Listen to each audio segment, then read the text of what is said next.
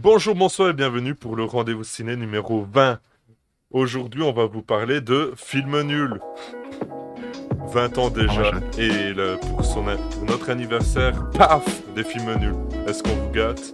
Je ne crois pas. Mais, voilà, je suis toujours avec Bluetorch. Comment vas-tu?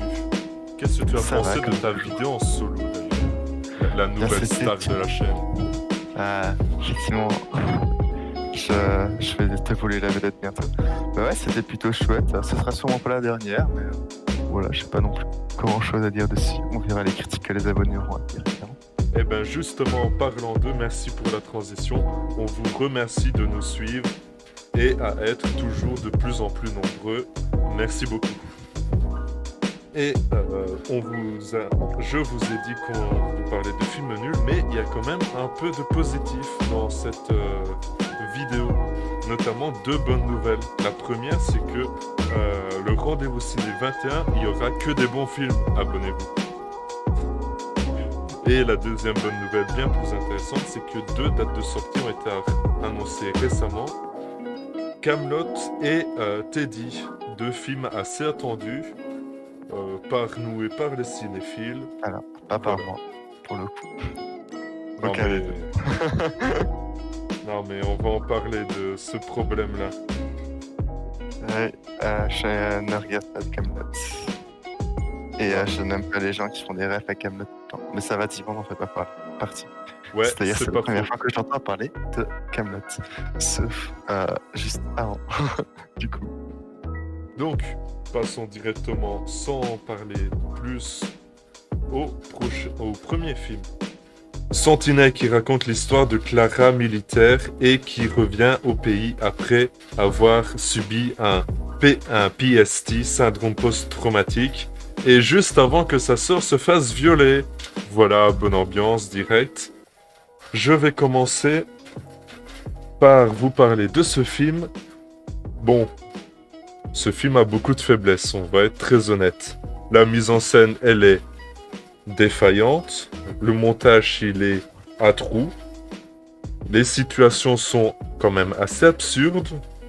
Heureusement, Olga Kurylenko, que je trouve assez incroyable et quand même pas mal crédible en treillis. Et elle fait très militaire dans ce rôle. Le film dure 1h20, mais il a 25 minutes de trop. Les personnages sont tous caricaturaux. Les ralentis sont moches.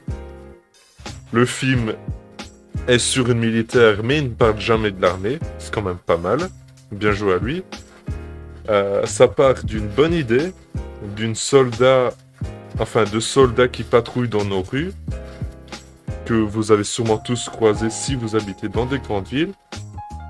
Et je vais conclure en disant que ce film est un beau gâchis. Et toi, qu'est-ce que tu en as pensé? En fait, je suis d'accord avec toi déjà sur le principe que le film est un beau gâchis parce qu'il avait effectivement du potentiel dans l'idée des sentinelles, donc les soldats qui se baladent dans les rues pour prévenir le terrorisme. Mais effectivement, le film n'exploite pas du tout ce point en fait. C'est assez violent à quel point l'héroïne elle devient une sentinelle et c'est tout en fait. C'est genre elle change de métier et on a une scène de genre 5 minutes où on la voit patrouiller, on la voit un peu subir les effets de son stress post-traumatique, son syndrome post-traumatique et c'est tout en fait. Et le reste n'est pas du tout exploité. Le film ne parle pas de ça en fait. Le film passe directement après à l'intrigue principale qui est le fait que sa sœur se soit fait violer. Et à ce moment-là, en fait, le film est juste très plat. Le scénario manque d'originalité. Euh, Comme j'ai dit, le point des sentinelles devient totalement inexploité. Euh, En plus, enfin, la fille, donc elle est une ancienne militaire avec le syndrome post-traumatique, euh, mais en fait, le point post-traumatique est, comme j'ai dit, exploité juste au début, et après, il est vraiment très peu exploité. Genre, il est là en mode, il explique pourquoi elle pointe son arme un peu n'importe comment et qu'elle fait un peu n'importe quoi. Mais voilà, c'est genre D'ailleurs, justifié le fait en qu'elle fait parlant des de trucs ça, qui ont aucun sens. les trucs qu'elle fait, mais pas ceux où elle brade son arme, mais les trucs qu'elle fait et qu'elle est repris par un collègue plusieurs fois dans le film, n'a aucune conséquence. Mais oui, mais clairement, en fait, le film fait totalement l'impasse sur tout ce qui est conséquences du post-traumatisme, conséquences de ses actions un peu bizarres. Le film, en fait, c'est genre un peu comme Taken en moins bien parce que le reste est pas intéressant, en fait. La fille essaye de retrouver le gars qui a violé sa sœur. Et déjà, elle passe une grosse partie du film à ne pas du tout avancer dans son enquête. Et puis d'un coup, genre une demi-heure avant la fin à peu près, elle passe de aucun avancement, genre, et le même point qu'au début, à j'ai trouvé le coupable. Et aussi, juste la fin, je vais spoiler parce que le film est nul. Non mais vas-y, on a le droit de voir, spoiler clairement. tous les films de cette sélection, car Voilà, ils sont quand même globalement. tous éclatés au sol. Ah, il y en a un que j'ai plutôt Non mais apprécié. on va débattre, t'inquiète pas. On en parlera plus. Effectivement. Mais clairement, la fin, elle tue, entre guillemets, le gars. Et genre, on se rend compte qu'en fait, que le gars est toujours en vie. Tout ça pour rajouter une scène de peu près 2 minutes où elle retue le gars, cette fois-ci, définitivement. Et genre, vraiment, la scène dure 2 minutes. Il n'y a même pas un dialogue intéressant. Genre, c'est que un dialogue bateau entre le gars et une tenancière d'hôtel, je pense. Un truc du genre. Enfin, un truc vraiment pas du tout intéressant. Il n'y a pas de dialogue ni rien. La scène est là pour 2 minutes. Voilà, ça rajoute 2 minutes au film. Totalement inutile. Voilà. Et non, clairement, en fait, le film n'a rien de bon, en fait. Le film a aucune qualité, je trouve. Toi, tu parlais de l'actrice qui était pas mauvaise. Effectivement, l'actrice est pas mauvaise, mais je la trouve pas non plus exceptionnelle non plus. Mais Olga, si tu veux, Olga Kurylenko, elle fait 1m60 pour 40 kilos et elle a l'air vraiment charismatique, faire vraiment soldat, qui est pas vraiment facile quand on a un petit gabarit comme elle. Mais en fait, elle est crédible dans le rôle, je suis d'accord avec toi sur ce point, mais être crédible dans un rôle où juste le personnage est nul, effectivement, elle est crédible, mais voilà, tu vas pas être jugé meilleur acteur aux Oscars parce que tu as joué dans un film totalement pourri, quoi. Bah, quoique, il y a Ouais, un il y en débat a, à voir. effectivement, mais c'est parce que c'est des films qui font un peu plus débat et un peu plus genre des personnes qui l'ont beaucoup apprécié et des personnes qui n'ont pas beaucoup apprécié en général les films. Ouais, les On peut considérer journalistes parisiens très fermés sur eux-mêmes ont apprécié les films et donc ce Voilà. sont ceux-là qui ont des prix. Nous sommes d'accord. Voilà, mais Sentinelle, je ne vois pas comment il pourrait être apprécié. Non, même ça par c'est des- vraiment un film nul. Non, c'est clairement c'est un film nul et n'allez pas le voir. Si vous voulez vraiment voir un film du genre de Sentinelle, allez voir Taken. John Vous Wick. perdrez Ouais, John Wick aussi. En fait, vous perdrez le côté soldat ou stress post-traumatique ou Sentinelle. Mais en fait, le film n'exploite pas du tout ses points, donc ça ne sert à rien de regarder le film pour ça. Ouais, clairement, le film est une purge, je viens de le regarder. On parlait de gâchis, mais je voudrais juste rajouter que tout est justement dans l'intro, tout est bien résumé. L'intro, elle est pitoyable. Elle est soldat dans un territoire au Moyen-Orient, on ne sait pas où, en guerre. Il y a un ralenti moche. C'est toujours la guerre. Il y a un ralenti moche, une explosion moche, des sentiments mélos dont on s'en fout. On comprend rien, c'est surcuté, c'est nul. Ça fait cheap en plus et voilà. Un dernier mot à dire sur Sentinelle? Non, je crois que les gens ont clairement compris mon avis dessus. Très bien, bah passons à un autre film nul. C'est quand le bonheur? Eh ben, je me suis posé la question en regardant le film. C'est une comédie romantique. Je sais pas comment appeler ça. Oui, Néerlandaise. romantique, je trouve. Le mot est bon. Une comédie romantique néerlandaise donc racontant l'histoire de Iris venant d'accoucher de son fils. quand justement son mari lui annonce qu'il va la quitter, en fait. Alors, je vais te laisser commencer, parce que pour moi, rien que le pitch me donne envie de ne pas regarder le film. Eh bien, clairement, moi, j'ai plutôt bien aimé le film. En général, c'est pas forcément mon genre de film, mais c'est pas non plus le genre de film que je déteste parce que j'ai déjà vu pas mal de comédies romantiques en général. Mais clairement, ce film, en fait, était plutôt sympa. Après, j'ai pas grand chose à dire dessus. Je pensais que tu l'aimerais bien, hein. C'est dommage. Je pensais, du coup, avoir moins de travail. Du coup, là, je vais devoir un peu te contredire sur ce que tu vas dire. C'est moins drôle. Mais en fait, déjà, j'ai trouvé le film, en fait, assez drôle. C'est clairement pas un film où... oui, clairement. En fait, le film n'a pas beaucoup de blagues en soi, mais c'est beaucoup de situations que je trouvais drôles. Des situations que tout le monde ne va pas forcément trouver drôles. Mais typiquement, quand le gars a annoncé à la fille, justement, qu'il la quittait, il n'a pas vraiment utilisé ces termes-là, mais clairement, je trouve ça ultra drôle. Ou alors quand la fille, elle était devant toute sa famille et sa belle famille et tout, et qu'elle a commencé à dire... Ouais, pour le cadeau de naissance, mon mari, il m'offre le fait qu'il me trompe, toutes des conneries genre. Mais ça, c'est hyper cringe, en fait. Mais ouais, moi je trouvais ça très drôle. Très bien. Ouais, il y a eu beaucoup de moments dans le film où j'ai trouvé le film assez drôle. Après, voilà, le film, c'est sûr, c'est pas un film entièrement de comédie. Donc c'est pas un film où tu vas te taper une barre H24 comme un film comme En passant pécho, qu'on en a déjà parlé sur la chaîne, ou Nicky Larson, qui sont clairement des films prévus pour être des comédies.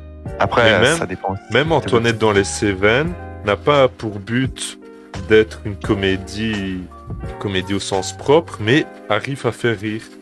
Ici, ça n'arrive à aucun... Moi, le film a clairement réussi à me faire rire, mais c'est pas du tout le même type d'humour aussi qu'Antoinette dans les Cévennes. Là, c'est plus un humour en mode... situation totalement absurde, en mode situation où t'as pas envie du tout que ça t'arrive. Non. En passant pécho, c'est de l'humour absurde. Là... Non. En passant pécho, c'est le film qui est absurde. Là, c'est de l'absurde en mode t'as pas envie d'être dans cette situation, mais c'est le genre de situation, c'est sûr, si t'étais dedans, tu ne rigolerais pas. Ce n'est pas c'est pas une situation drôle. Mais c'est le genre de situation qui peut être très drôle, par contre, à raconter plus tard, si tu n'en pleures pas, évidemment, parce que c'est aussi possible d'en pleurer, dans le cas où tu es un des protagonistes de la situation. Mais voilà, c'est le genre de situation que tu racontes entre potes plus tard, et t'es en mode hey, vous vous souvenez quand à la soirée, on s'est fait virer par le concierge et qu'on a dormi dehors comme des clochards, hein. T'avais pas du tout envie de rire quand ça t'est arrivé. Et pourtant, c'est assez drôle d'en reparler. Mais voilà, je ne sais pas où tu vas avec ça.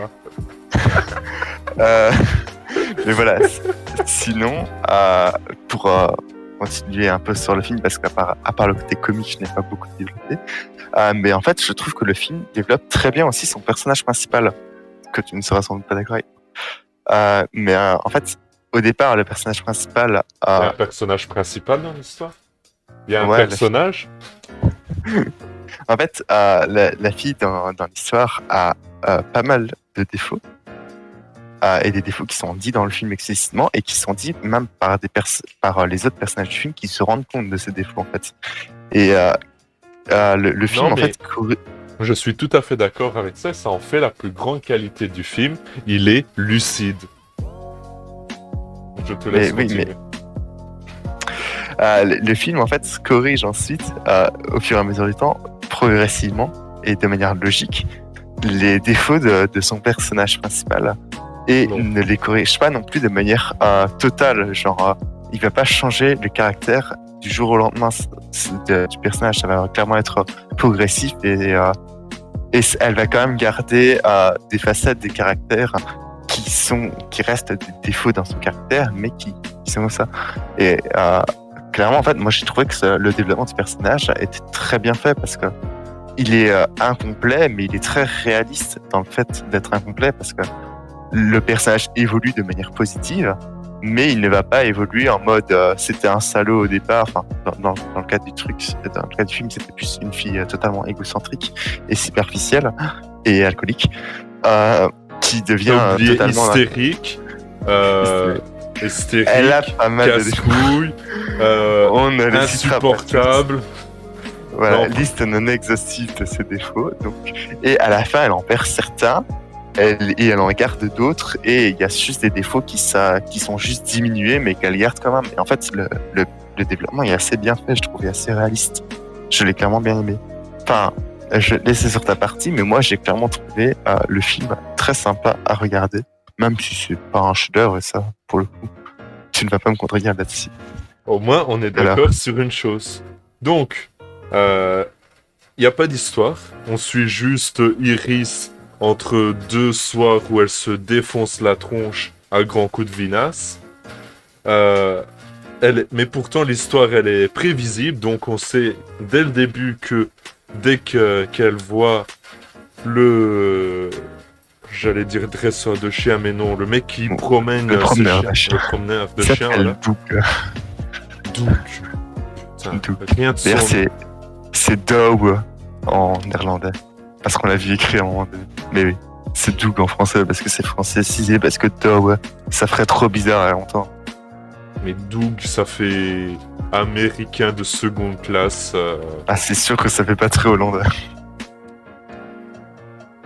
Donc, quand la première fois où le film montre Doug, il te dit clairement, elle va finir avec lui à la fin du film. Et vous devinez quoi? Ça se passe comme ça. Paf. Mot pour mot.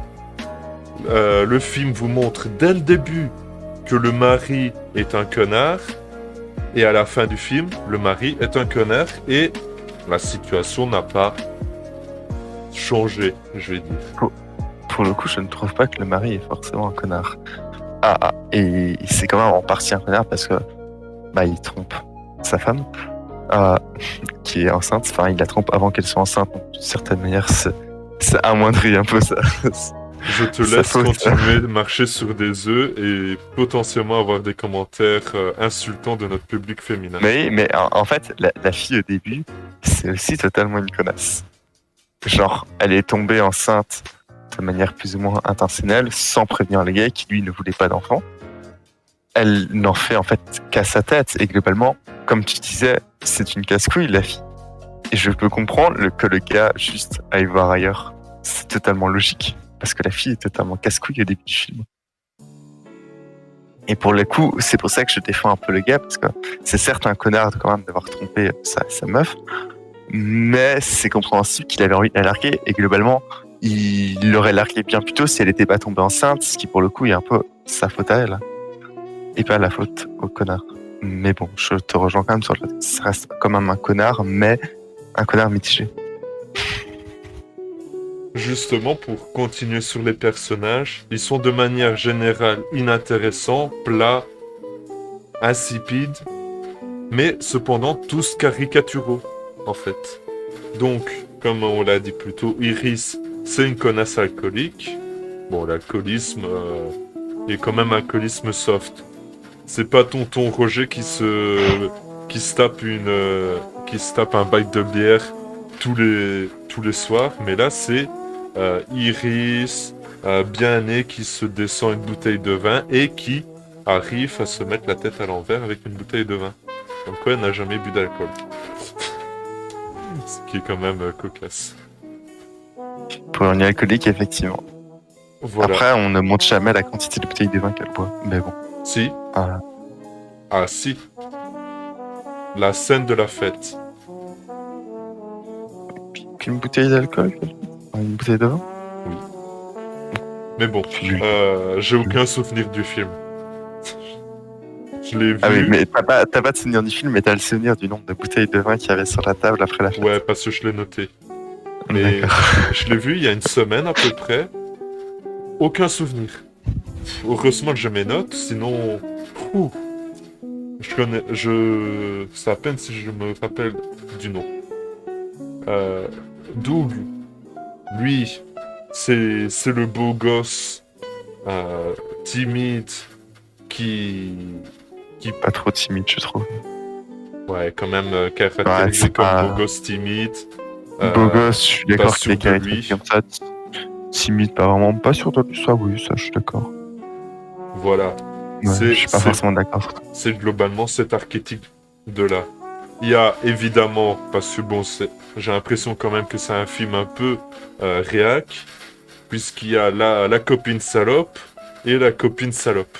Donc, est-ce que le réalisateur veut nous faire passer un message? Ça, je ne sais pas. Attends, à moins que je confonds... Non, je sais pas. J'ai vraiment... Je crois que tu confonds avec Mamma Mia parce qu'il y a une copine salope et une copine chaste dans C'est quand le bonheur. Normalement. Ouais, c'est ça. Parce qu'il y en a une qui est célibataire H24 et une qui, Il y en a pas... qui couche avec tous les gars qu'elle voit. Il y en a pas une qui a Tinder. Oui, il y en a une qui a 4 dates Tinder le même jour, un truc de genre. Donc oui, je suis d'accord qu'il y en a une, tu peux la considérer comme une salope. Ouais, mais alors qu'elle est mariée ou je confonds totalement Ouais, si, elle est... Non, c'est celle qui est mariée, qui a Tinder et qui se tape 4 dates Tinder le même jour. Bon, on est d'accord. Et l'autre copine célibataire, elle se tape aussi beaucoup de mecs. Non, elle s'en tape un de tout le film. Il est dit justement qu'elle est une éternelle célibataire et à la fin, pas vraiment à la fin, c'est plus au milieu du film, elle trouve un gars, plus ou moins. Je sais pas vraiment dire plus, parce que de toute façon, c'est pas des détails très intéressants, mais globalement, elle trouve un mec. Bah, elle en trouve un et il est jamais dit qu'elle se tape d'autres mecs en tout cas. Bref, aucun souvenir.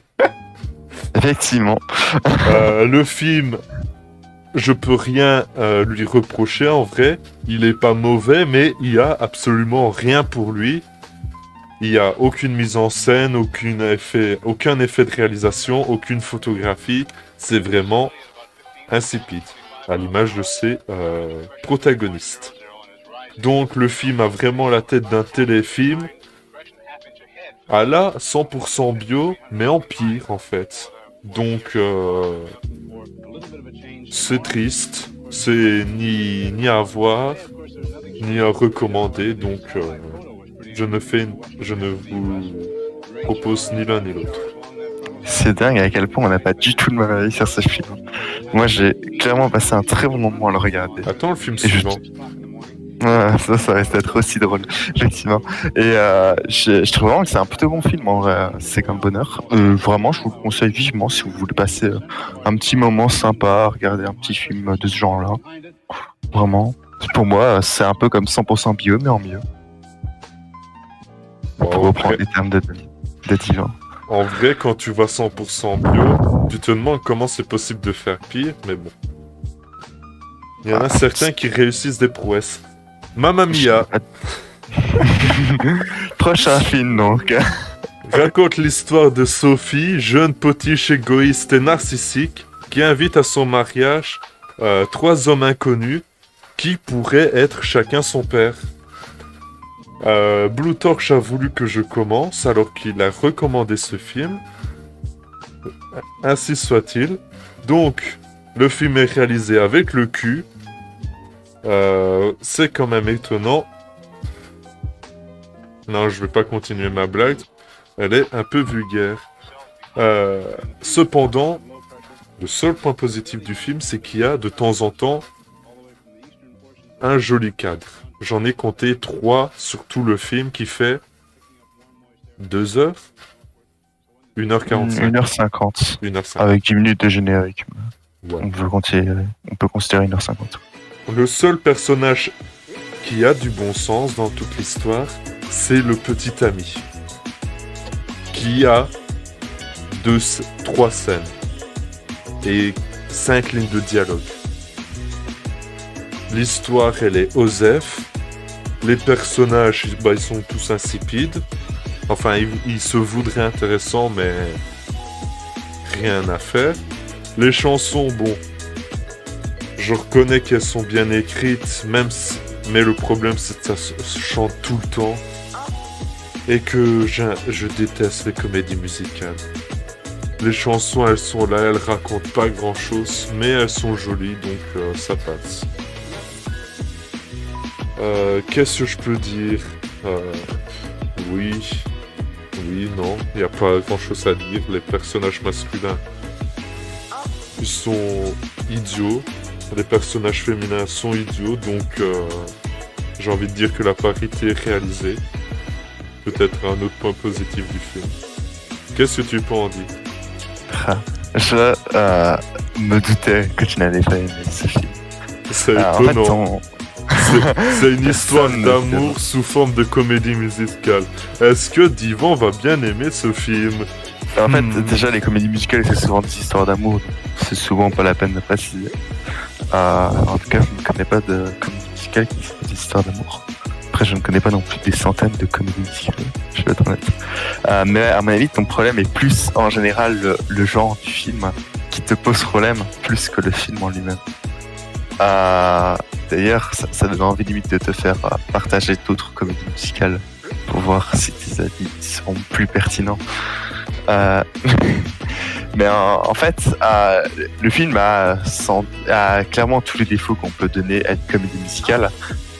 Parce que voilà, c'est une comédie musicale, comme tu l'as dit, il passe beaucoup de temps à chanter et au final, Mais pas vraiment beaucoup de temps. Il y a 10 c'est vrai minutes de chansons toutes les 10 minutes. C'est vrai que par moment, il y avait 3 minutes de chansons parce que c'est souvent le temps de la plupart des chansons. Puis 20 secondes de dialogue, 20 secondes de film normal, et puis hop, on repart sur 3 minutes de chansons. C'est vrai que par moment, il abuse pas mal dans le côté comédie musicale, il enchaîne les chansons assez vite parfois. Mais oui, ça pour le coup, je suis d'accord, même pour une comédie musicale, il enchaîne assez fort les chansons. Et sinon, ouais, il passe au final beaucoup de temps à faire les chansons et pas le scénario du coup. Le scénario est beaucoup plus petit, étant donné que sur 1h50 de film, au final, tu pourrais faire le film en 1 heure si tu retirais tout le côté chanson. Peut-être même moins. Vu la quantité de chansons qu'il y a, plus de la moitié du film, c'est de la musique, donc voilà. Voilà, sinon à côté, le développement et les décisions des personnages sont totalement stupides si tu te penches pas sur les paroles ou tu comprends pas. Et de toute façon, même, ça reste des décisions de personnages de comédie musicale, donc même en comprenant les paroles et en comprenant ce qui est dit dans les dialogues des paroles, tu vas être en mode, ils ont clairement pas des réactions réalistes parce qu'ils ont des réactions de comédie musicale, tout simplement.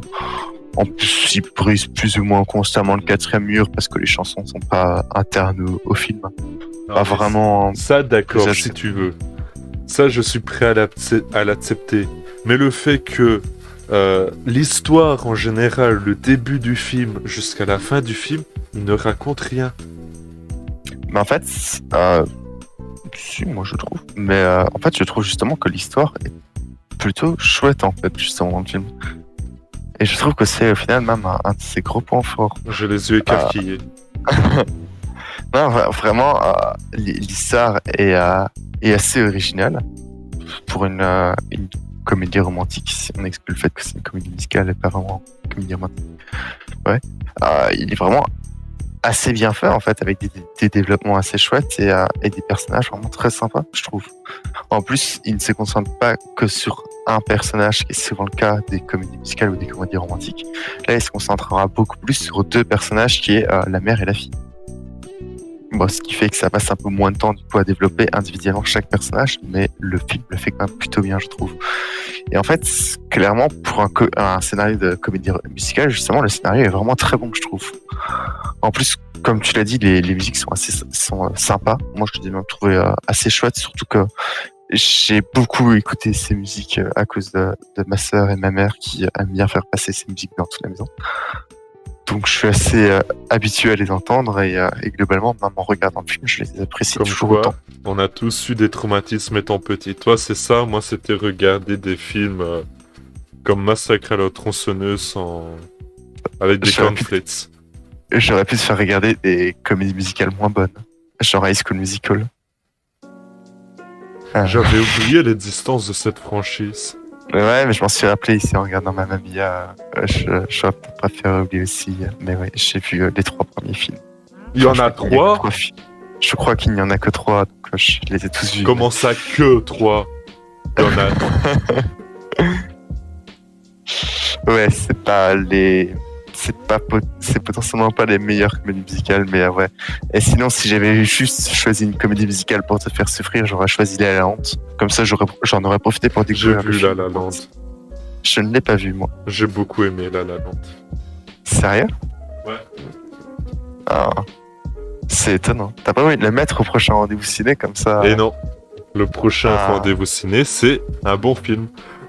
Ah bon? Il y avait pas il y a déjà j'ai la liste devant moi, le premier film a déjà l'air mauvais.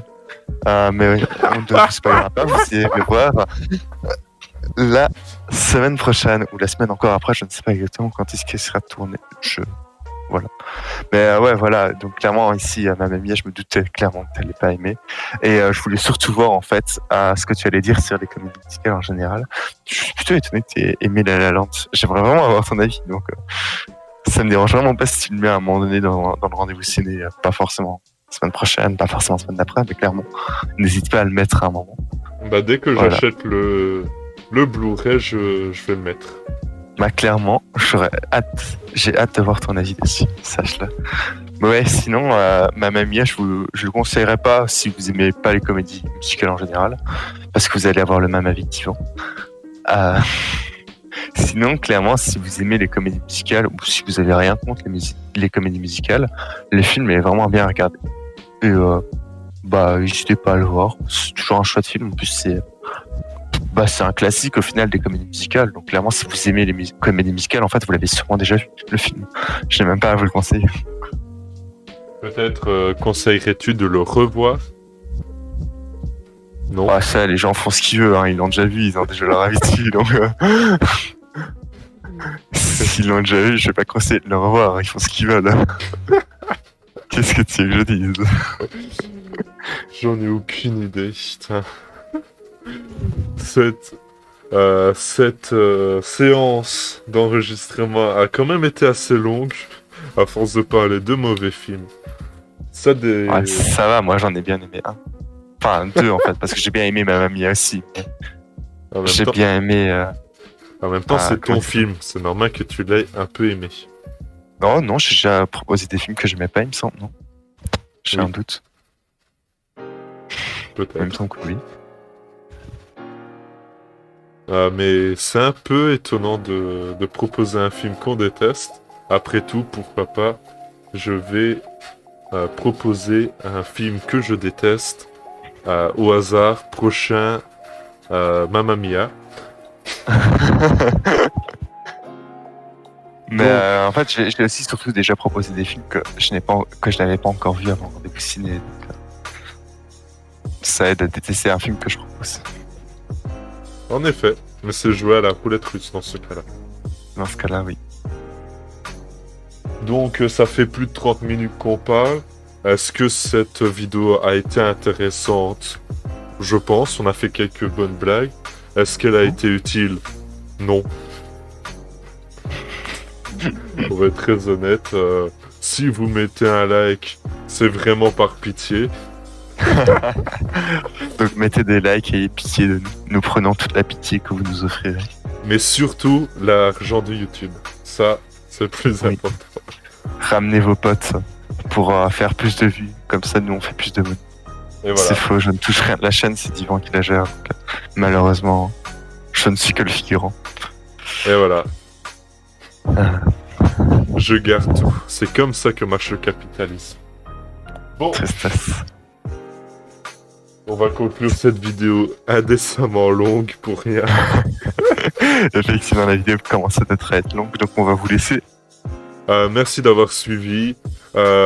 Pouce bleu, pouce rouge, commentaire, abonnement, cloche peut-être. Maintenant, c'est pas utile, on poste une vidéo toutes les semaines, donc ça ne sert à rien. Ne mettez pas la cloche. Mettez la cloche seulement pour les chaînes qui postent rarement des vidéos. Et là, c'est vraiment un conseil. Vous faites comme moi, ne mettez jamais la cloche. Voilà. Parce qu'il y en a rien à foutre, je suis sur les youtubeurs. Honte. Exactement. Quelle honte. Utilisez Adblock. Bon, voilà. Allez, on vous laisse. Le À mot de la plus. fin, c'est... alcoolisme, tiens. Voilà. Salut. À plus.